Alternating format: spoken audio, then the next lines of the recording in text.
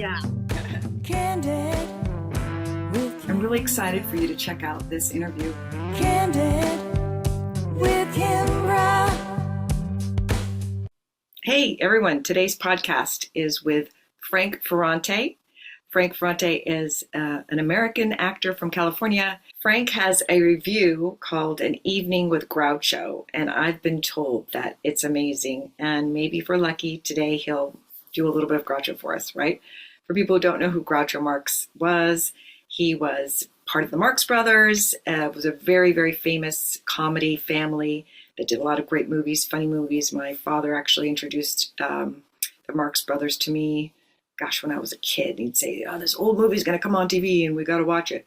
So they had a few, and I think even Marilyn Monroe was in one of them. I think she might have gotten her start in one of the Marx Brothers movies, if I'm not mistaken. But anyway, so today we're going to have a nice little chat with Frank Ferrante, and I will hear all about his amazing review of Groucho Marx.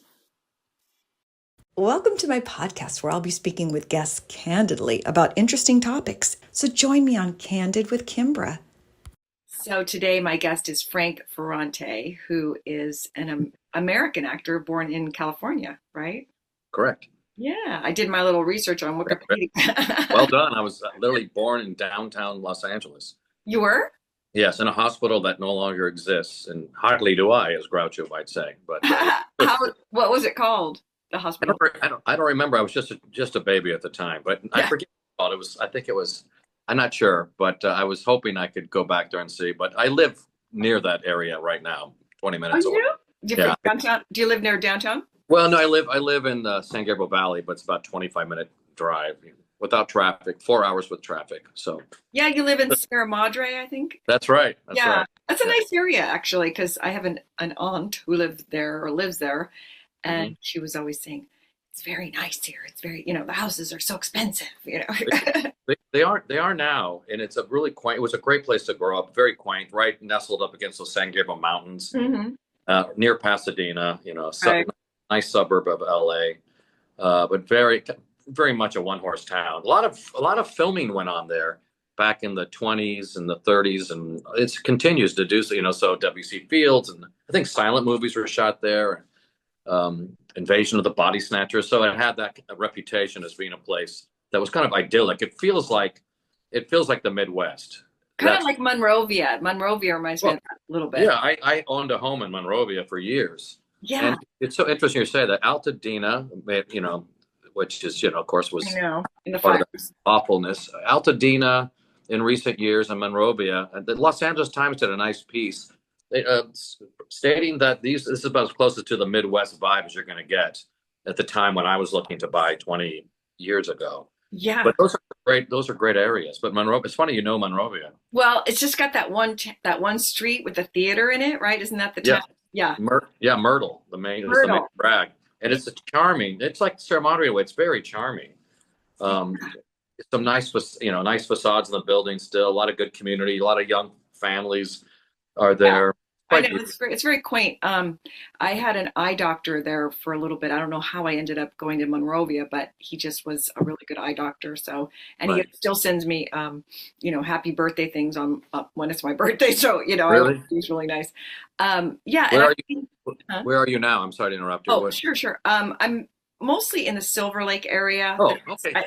You're in LA as well. That's right. Yeah. I live in a town. It's just outside of Silver Lake. It's actually called Elysian Valley, but it's like in between Silver Lake and. I love that spot. You do? So great. Yeah, it's kind of urban right now, but it's being gentrified. I know exactly what you're talking. Is it near the river? Yes, the LA River. I ride my bike along the LA River. It's stunning. Where's the great coffee place there on the river that I've Yes, yeah, I go there. I forgot what it's called now, but it's you Spoke. can. Called Spoke. Well, Spoke. That's right. I was just gonna say Spoke, I love that place. Yeah, it's really cool. It's really cool. I got a new bike, and I go down the trail, and they're really making that area nice. They have a statue of the guy, and I know you're gonna ask me what his name is, and I forget what his name is, but anyway, they really built up a park there, and there's a skateboard thing, and there's outdoor equipment to work out. They do yoga in the park on Sundays. It's really, they're trying to make it a community. Yeah, it's a wonderful area. In fact, it was my kids who are in their early 20s who told me about it because they know all the Oh, things that are going on. yeah, yeah. They're the ones who tell me what's happening in LA All right. and in stand-up comedy. They know more than I do in terms of what's up and coming or what's hot and what's worth. Do you like Sebastian Maniscalco at all? I do. I Yeah, do. Yeah, I think he's extremely talented, funny yeah, guy. yeah. Because he's sort of old school. He likes that old school Rat Pack thing. His last Right, show. right. I mean, there's a lot of, I like the quirkier ones too, the younger ones. I like, Chris Fleming, do you know? He's No, I'll check him out. Chris. very squid-like and a little more abstract. And I like kind of the real oddballs. I like performing Ah, artists. yeah. That's why I loved Pee Wee Herman, someone who's just like fully committed to weirdness. That's funny you should say that because Craig, was it Craig? He just said, Craig Mitchell, my producer who introduced me to you, he was telling, or on Facebook, he put a post about Pee Wee Herman and how talented. I just never really knew. I never watched any of his movies or anything like that. And I just heard about unfortunately, the scandal part of him that happened. Oh, he's remarkable. He's just crazy talented and original. And yeah, I just saw the documentary. I met him right. I know no one knew he was dying, but I met him just a year before he passed away. He saw a show that I was performing. It was very complimentary, and from him, I created these characters that were over the top, like Pee Wee, the sea Latin lover character who's so big and so outrageous that you can't be offended by how offensive he is because it's such a cartoon. Right. So that I've worked in that circ realm, creating characters for about 25 years, San Francisco, Seattle, Chicago, Amsterdam. But Pee Wee was an inspiration. Dame Edna, is an inspiration, someone who's fully committed to the persona. And that always appealed to me, I think, because of my interest in comedy of the Marx Brothers and those very defined comic.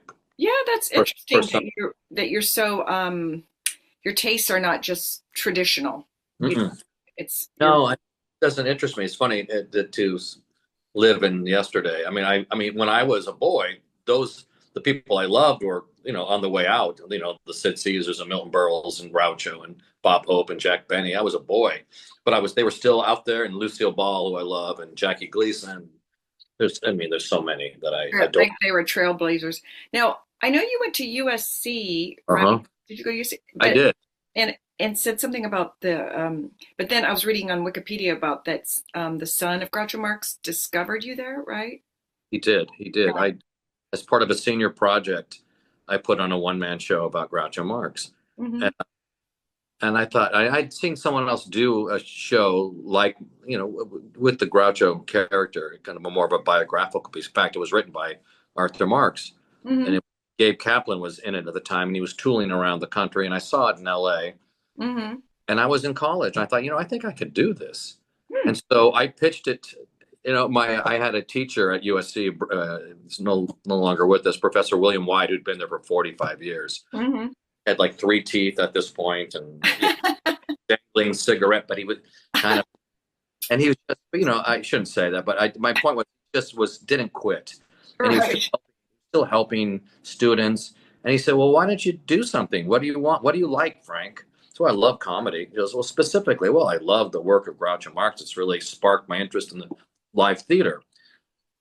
Well, why don't you do something related to that? And so I received 8 units to put on this one-man show on campus at USC Bing Theater. This has been 40 years to this time in life for me. It's a 40-year anniversary. It's been 40 years I've been performing professionally and performing that role on stage. And so I put on the show at USC. I found a script. I found an accompanist. I found designers. Now, when you say you found a script, do you mean that someone had written one already, or that Yes, there was an existing script that was the basis of what I put on.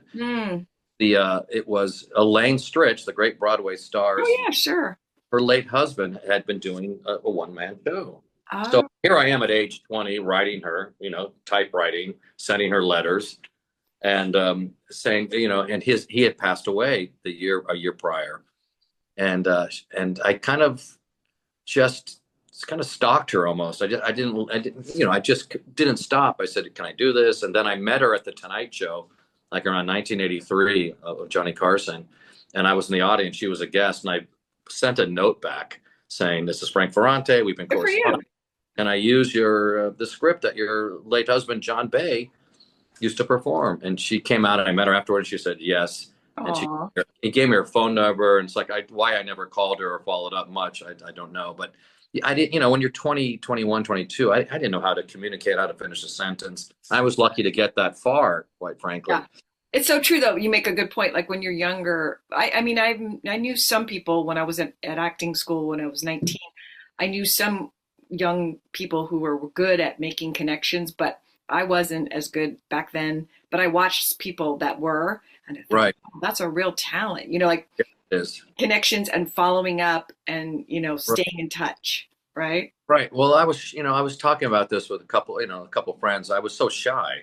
And early on in my early 20s, I was in New York when I was 23 off Broadway. And so in the audience would be Garson Kanin, who wrote Born Yesterday, and Marion Seldes, and Shelley Winters, and Kitty Carlisle Hart, and, you name it, Carol Channing, great playwrights and actors. And they were coming to my show, and I had no context. I had no life. I was like, I had done, roles in high school and college. And now I'm in New York. It was a pretty heady experience. And then I look back, so I couldn't do any better than I did. I mean, you can't, because you just don't know. I've got two kids. Sorry about this. That's okay. I've got two kids who are in their early 20s, and it's like I really let them know you have no context. Just keep going. You're going to figure out over time. And you still won't. No, we never figure it out, but just keep going, forward. Good point. It's an ongoing process. Yeah, and we're not taught that. We're not taught that. We're taught that there's a beginning, but it's going to go a certain way. I think that's a good point. That's a good point. You're going to get married. You're going to have kids. I mean, when I grew up, from my era, you're going to retire at a certain age. Well, I'm 62, and no one teaches you how to be in your 60s. And what Act 3 is about. And that's where I am. I'm in Act 3. Right. So how do I want to use the time that I have left? Well, I'm healthy and still passionate and vital, I hope. But, that's a good point. I had a discussion with somebody, because it's one friend of mine. She's like, let the new people take over. But she's talking more about politics too. But right. Let the new people take over, and it's like, yeah, but then there's still this, especially nowadays, I guess it's the baby boomers and are so, there's more of them than there are the younger people, because a lot of younger people aren't having as many kids these days, Right. So there's older people, and older people are still vital and they want to do things, so. Right. I've always been very physical in my work, the characters I do. In the Cirque realm, I've created some characters. The Groucho role is very physical and verbal, and all of them are improv oriented, based. So I have to stay fluid, in all areas, physically and mentally. Yeah. Which is a good thing. But I have no interest in I wouldn't be part of what's going on. I got very flattered when this trio of performers who are kind of hot, they're acrobats, but they have their own show that's on the West, in London, and they're going to be in Edinburgh, and they're going to be in Vancouver. Well, they'll say, "Hey, Frank," and I'd worked with them, and they saw me as a comic lead. A couple of years ago, we worked together where I was the lead character. They go, "We want you to be in our show." Now, their audience is 20 and 30 somethings. So it's very flattering to know that maybe what I'm doing cuts through and is weird and and I think of people like Pee Wee and Dame Edna and Groucho, where there's an eternal quality to it. It doesn't matter, and you don't have to know who Groucho is to really appreciate someone doing it today on stage, if it's entertaining and engrossing and true. I did 3 summers, Kimbra, in Seattle within the last decade. And I noticed that my third summer there in the audience were young people, college, from the University of Washington, on dates. And I'm going, why are they here? I'm doing a show about a comedian who's been dead since 1977, whose best work was 100 years ago. And, was it 100 years ago his best work was? Well, the 1920s and 30s. Oh, wow. That's true. Good point. in film work, 90. And I thought, oh, because the weekly papers have given it the stamp of approval. Mm, People are coming to the show going, this is going to be subversive, silly, anti-establishment, which is what he was. that's true. So that made me happy to see young people, check it out. And again, it's, the show I do since USC for 40 years is called An Evening with Groucho. And that's one of many things I've done, but it's been a through line, Kimbra. And it's currently on PBS. And It is? yeah, it's been I playing, didn't know that. playing nationally. And it's played in, I don't know, 85, 90% of the market. I'm so proud of it because I produced it. It only took 40 years to get it on television, but it happened. That's awesome. Yeah, I did. So proud of it. So I guess my point is a 12-year-old who doesn't know who Groucho Marx is or anything about the theater or live performance, Sure. at 3 o'clock in the morning when he or she can't sleep, can see the show and go, oh, I want to do that. I want to go into clowning or comedy or theater so that to me, that's the response I've been getting of late.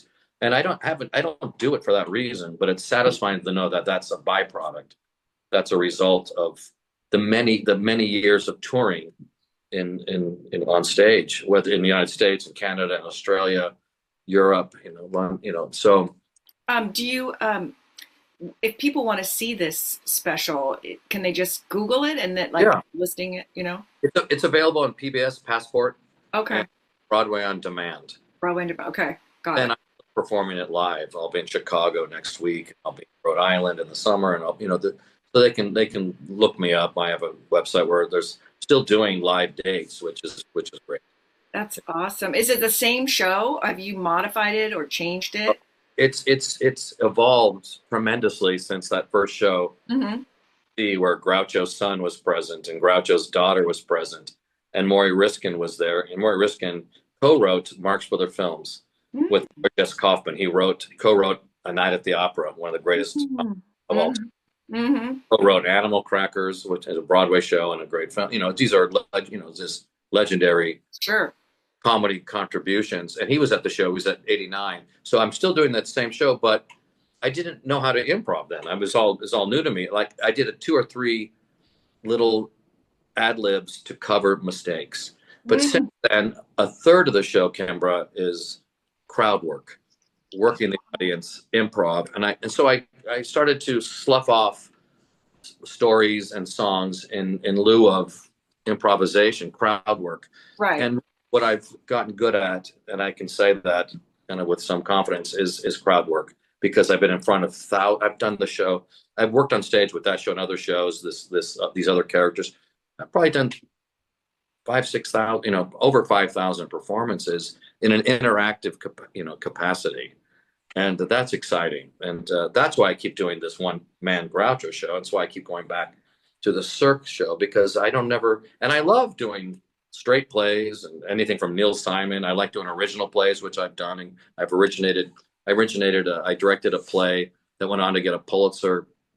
Was a finalist, and I was the director of this two-hander, and that gives me the same kind of, but that's a different kind of discipline. Sure. So, but I think I love the theater is what it comes down to. Yeah, I was talking to the guest before you that we were talking about that he likes TV better, and I was like I like theater better because of the immediacy, the energy, Absolutely, and most of my work has been almost 95% has been humor related, so that carrying laughter and getting laughs. But we need it. I need it. I mean, it's so. I think that's through the pandemic it's humor and it's music. I think it's for me. You hit the nail on the head because I'm a singer and I wrote songs during the pandemic because that's the only thing I could do by myself with the equipment that I had.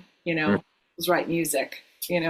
That was the one good thing of the pandemic. The show that's on PBS was edited during the pandemic because nothing was happening.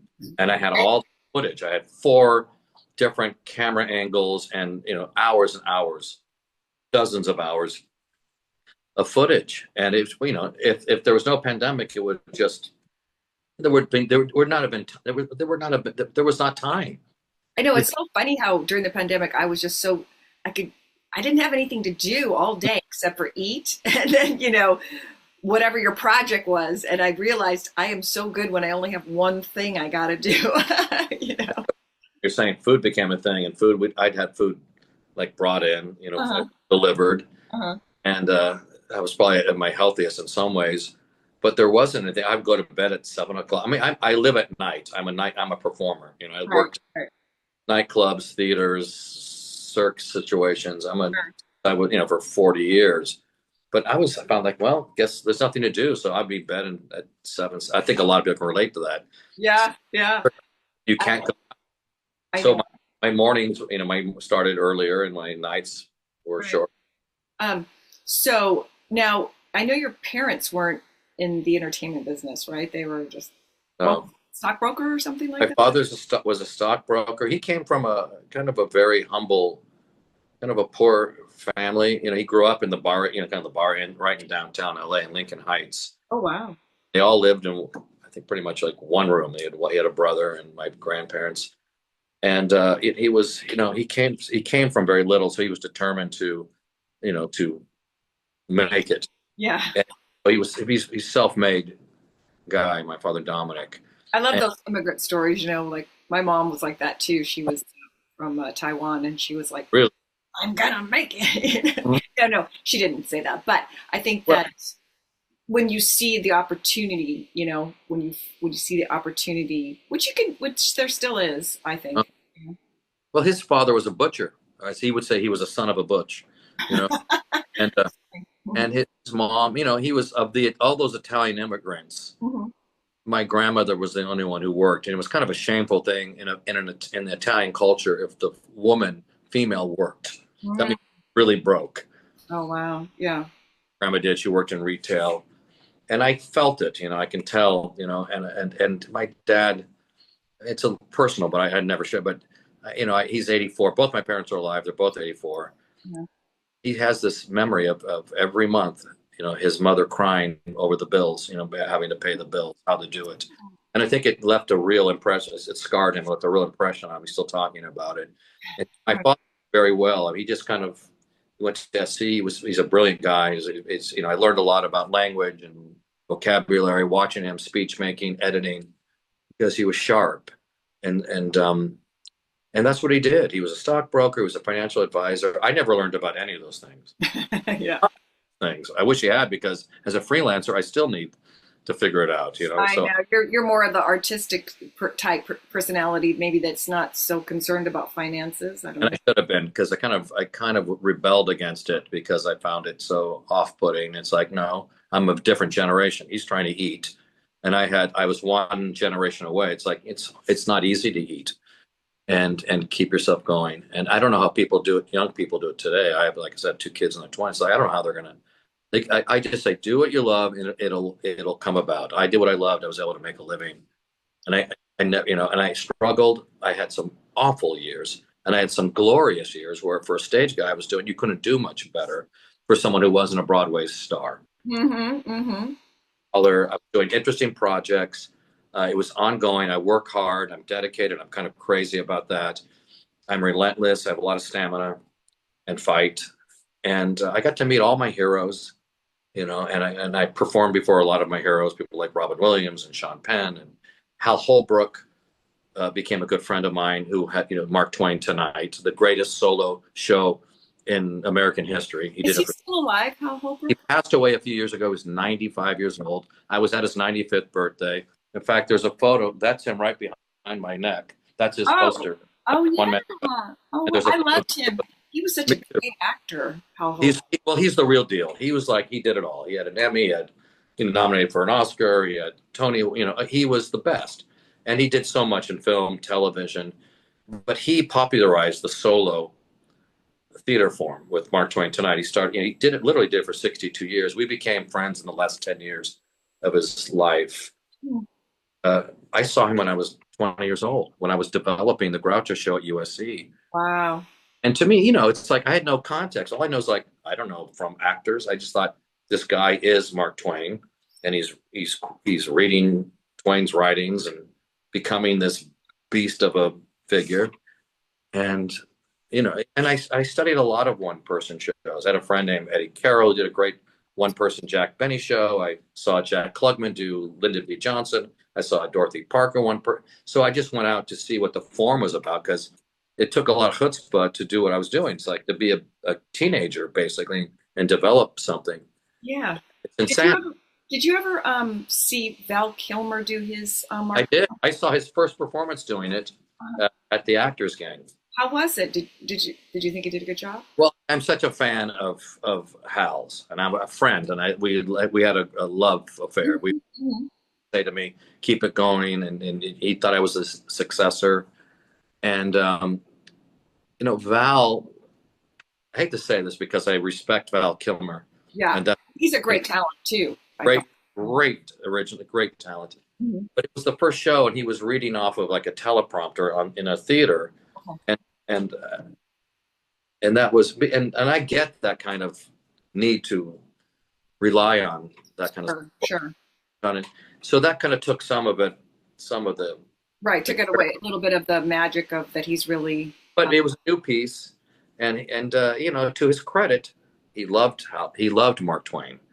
And he wanted to perpetuate Twain's legacy and the humor, and he loved the theater. He was, if he had lived, he would have been touring that show. Mm-hmm. Now the Holbrook estate has basically bequeathed the show to, not bequeathed, but has allowed Richard Thomas is going to go on tour doing Mark Twain. Richard Thomas from the Vault, who did To Kill a Mockingbird, that tour recently. The Aaron Sorkin's adaptation, and so now Richard Thomas is seems like a natural successor in a way. But I don't want to take away from Val Kilmer because I never saw it, but I was going to see it, but then he got sick, and you have to admire this guy who kept fighting the good fight through illness and. Yeah, he was a real rebel too, because I've read some things where. He did it his way, and he kind of wished he did things differently. But that's probably part of his great talent because he was such a iconoclast. Is that the right word? I don't know. Yeah, it is. He did it on his own. Yeah, Groucho's an iconoclast. I think class. He just did his thing. I always advocate for to young performers do a one-person show because you can't get hired. You can always put your show up. At a 99-seat theater, or your one-person show, you could be seen. You can make money. I mean, it's kept me alive. I direct plays and musicals and perform in regional theater, and really my life has really kind of gone back and forth between I have 20 years of working in the circus, really, and 25 years of circus being in this circus kind of MC circuit. Right. Mm-hmm. Not like Ringling, but the more European style. The venues, Kimbra, were 100-year-old Belgian Spiegel tents, and they'd set up these tents, and I'd work with acts from all over the world. So my kids grew up backstage in theater and in the circus. Mm-hmm. And I'd be paired up with Joan Baez, or we would, she was a friend of mine because of that, and I adore and worship. She's she is what you think she should be. People like Sally Kellerman I worked with in that realm. Wow, you met a lot of interesting people. Yeah, Martha Davis was in that show. Lilian Montevecchi was way up there. I loved her. She was a Tony Award winner for 9 and was in Grand Hotel. We became very close. She's passed away. Mm-hmm. So I got to work with different kinds of performers and learn from them all. I'm totally constantly absorbing what they're about and how they make it work. What a learning experience. Now, are your kids in the arts at all? It's interesting. Both of my kids, I'm based in LA, and I worked in Chicago quite a bit in the last 6 years with this Teatro Zinzani show. It's called, still there in the theater district. And my daughter, both kids are at DePaul. My daughter's about to graduate, Lucy, and she's doing stand-up comedy. So she does 6, 7, 8 shows, Kimbra, a week, just trying to get in front of an audience, work her chops up. And I'm very proud of her. And my son is a very clever young guy who's still kind of figuring it out. He's just a sophomore at DePaul. To me, he's very funny. They're both going to the same college, your kids? College, and they live a minute walk from each other in Chicago. That's really unusual. You never hear about siblings going, so close to this, And they love each other, which is maybe my greatest victory. Compliment, right? They're best friends, so it's awesome. Because a lot of times when there's two, especially boy and a girl, they're so different and they don't get along, and yeah, it's really good to see them together. Good for them. Question: my daughter Lucy Ferrante is, she's at the Laugh Factory, and what I think is interesting is, and it's similar to what I did. She produces her own comedy nights, where she brings in local Chicago talent. Sure. Most of it young, but there'll be comedians my age. There'll be comedians in their 50s, 60s. So, and she curates it so beautifully. She brings in all different types of humans. They're the proof, and I really appreciate that she gives this kind of eclectic array of talent. In Chicago, you said in Chicago, right? Chicago. And so she'll be at the Lincoln Lodge or the Den, and some significant venues. It's a great town, Chicago. I've only been there once, but I saw some great. I was at the Goodman Theater, I think, before it closed. The Goodman's still up running. Full on. I thought it closed for some reason. Goodman's still there. It's very close to. It's right in the theater district on Dearborn. And that's where Teatro Zanzani, the circus show that I do, on the 14th floor of this 1920s building. They brought in like the 100-year-old tent to do the show. The Nederlanders there, and the Palace Theater's there, and it's such a great theater town, a great comedy town. Second City and jazz. They have a lot of good jazz there too. The Green Mill and yes, the Green Mill. yeah. I love. That's one of my favorite cities, if not my favorite city. Yeah, I know. One of my friends used to tell me about it all the time, and I finally got to go and spend a good amount of time there, and I was like, I can see why people like this town so much, because it doesn't seem expensive like compared to New York, but there's so much culture, and it's a little bit more not so crowded as New York. Right. Well, the museums, you got theater, you've got the sport, you've got everything. Restaurant scene. It's a town. They're proud. It's a proud city, and it's a fighting city, and I relate to it, and I really love it. Yeah. And they embraced me wholeheartedly. The media, the community, the audiences, and it's hard for me not to just love it every time I'm there. I'm going to be there on June 11th doing a one-nighter of Groucho in that tent, and I'm excited about it. That's great. Yeah. I have to check out your website and see. Are you ever going to be in LA or Southern California? Yeah, I'm sure I will again. Last time I was there was in North Hollywood at the El Portal for one night. Oh, yeah, I love the El Portal. It's such a cool theater. I was there in September. It was great. It was sold out, and in the front row, it's such a LA moment. John Landis is in the front row center. Right. Directed Animal House, Blues Brothers, going, great. This guy knows comedy. So John. Did you feel pressure at all, or no? Well, at this point, I performed in front of so many people, from New York Times to Robin Williams, you've a lot of my hair, but you still feel it. But I used all that kind of angst. I used that kind of tension and fear, and just use it in a creative way. It fuels me, actually. Good. So he was there, and remember, Emo Phillips, the great comedian. He's another performance artist. He was someone I admire. And he's of the Pee Wee and Andy Kaufman vein. Emo Phillips. Okay.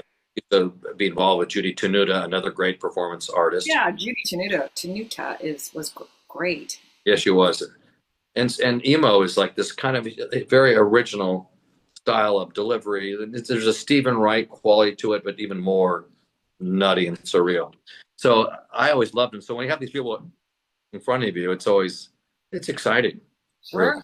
And to be respected by your peers like that, or people that you admire, Absolutely. Yeah. Well, that's great. So when I was talking to Craig, he was like, maybe you don't have to, no pressure, but he's like, maybe Frank will do something, do a little Groucho. I don't know. Maybe it's too quick. Trying to find some context in regard. Yes. Have we started our interview yet? You're so good. I barely know that we've started. Yes, this is our interview right now. We're having the experience.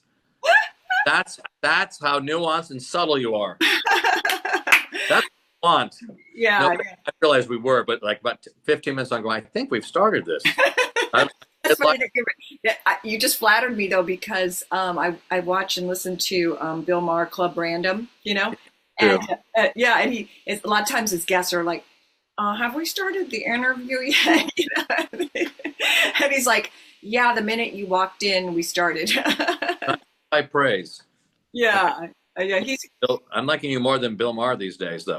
Oh, you don't like him because you don't like him. I won't get too political, but you don't like him because he did the meeting with Trump. Is that why you don't like him? That's not just I have a slew of feelings because I was such a fan. I see shifting that doesn't kind of jibe with how I'm shifting. Got it. It's funny though, and it's not a meeting with Trump. It's about other things. It's about I'm surrounded by strong women. Right. My partner and I know the women in my life that raised me were everything. It's a different. I have my own experience that's different than him and others. Well, he has. I'm a father. I have a different take. When you're a dad, you have a different look at life. Oh, that's an interesting point of view. Yeah, because I don't have kids, and so maybe that's why. Because he does lead a certain lifestyle, Right. I get the lifestyle because there are elements I can relate to in my life. So I don't judge it. It's just, and maybe that's why it's still exhilarating to follow him because he provokes. He's a provocateur. Provocateur, right? Provocateur. Well, come up with the word, and maybe that's part of it. So we need that. We need I want to be challenged by different. That's people. true. He is slightly divisive, not to an extreme, but I mean, I have friends that used to be bigger fans of his, but they're very liberal and they kind of they don't like certain things that he said. But I still watch him every week and I listen to his podcast. I like his podcast a lot too because he has really interesting guests. And he does. There's a great comedian who mocks him so beautifully, and I can't remember his name. I'm embarrassed that I don't. Look up Bill Maher imitator. He does all kinds of things. I can't remember his name. Yeah. But he's brilliant. He's a genius at it. And he just makes fun of kind of that smarmy or thing, it's like he's got a thing, and yeah, I guess you're right. Because I saw him out and about. I don't say I respect his talent, his talent. Well, he's very smart. I mean, I don't agree. I definitely don't agree on everything that he says. And, but I'm kind of proud of myself that I don't take every little thing he says personally. Because I feel like sometimes people, I have a friend that I hate Bill Maher now because he said some one thing, right? Right. And so I was like, oh, I don't want to be like that. I want to be like, even when someone says something that kind of offends me, I want to still be able to appreciate what they say. I agree. And I feel that way about him. I agree with you. Yeah. But it's been intriguing because I'm always watching him and I'm studying all the comedians that are out there today because I'm still in the, I'm still in performance, I'm in a live touring way. And I'm doing a lot of audience interaction and I'm making topical references within my work, within these characters. So I'm studying Jon Stewart and Bill Maher and everyone else, and even Tony Hinchcliffe and all those guys. And I watch Joe Rogan. I want to see what's going on. Oh yeah, Joe Rogan. Yeah, I remember. He's kind of a divisive character too. And I watch Gil Vaughn and Tom Segura and Sebastian Maniscalco, and I love Sarah Silverman. I love Paula Poundstone. To me, is one of the great wits in the old way. Yeah. When I see her in Wait, Don't Tell Me. So yeah, I'm not trying to knock someone like Bill. I mean, who am I? I'm just. Well, major celebrity. I'm just a kind of a middle of the road working dude who wants to keep going for another 20 years and make people laugh. Yeah. What was I going to say about that? Yeah. Well, I know. It's just that one thing my one friend always says to me is like, you can't knock, because I'll make quotes from the show Sex and the City. I said, I'm sorry, I'm not going to quote that show anymore. And he says, well, you can't knock, their good writing too. It's like, right. Bill Maher, obviously, I think his new show has been on for at least 8 to 9 years, maybe. And then the one he had before, was it Politically Incorrect? Was that? Yeah, I watch it. I do watch it all. Yeah. he's brave. I mean, it takes a lot of talent and chutzpah and Right. fight what he's and to sustain. And I admire it, and I will continue to tap into him. And I watch that. I watch the Club Random because he also has interesting guests Yes. on all fronts. I appreciate that so much that he's one of those people who will bring in conservatives, That's true. That's true. And liberals, everything in between, and I find it interesting.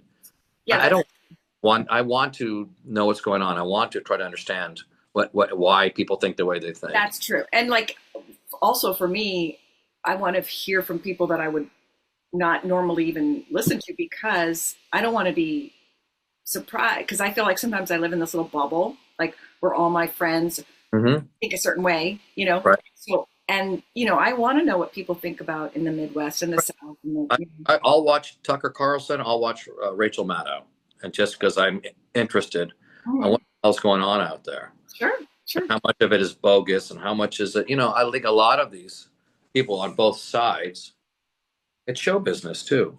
I thought, okay, That's true. It's a lot of show business. This is your persona. You're going to work for this network, and this is what they represent. And a lot of it is kind of BS too, I think. Yeah, I get it because they're getting a lot of money, and that's the other reason why I kind of like Bill Maher too, because I feel like he's not afraid to say, like even on he'll say something against HBO, or he'll say something about CNN, even though he's on CNN. Right. Where most people will not, if that's their boss, And so anyway, that's his shtick, right? His shtick is to famous that with NBC and GE. He would always, and then when he was on CBS, he would punch away at their, where they put their investment, where they put their dough, and how they're relating within the community. He was kind of relentless that way. not many people can do that. Not many people can do that. Letterman. I saw David Letterman in college at USC in his last stand-up performance before he went to New York. It was 1982, I believe. And I came from that generation that adored him. I was that college kid where we Letterman.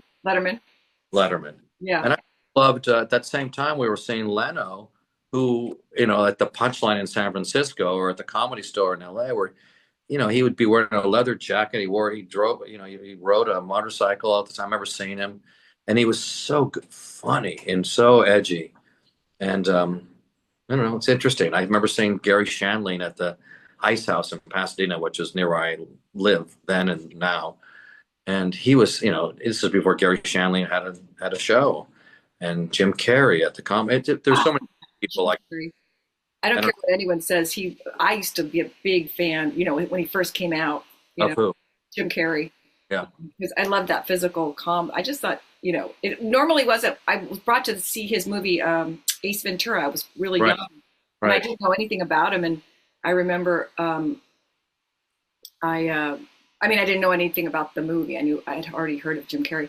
Anyway, we're sitting there and watching it, and it was so funny that I spit the popcorn out of my mouth. I was like, Well, he was breathtaking live, and I don't know. I kind of love him when I see him talking about. He paints all the time, and he's philosophical, and yes. I love the offbeat kind of approach to life he's taken, and he's very deep.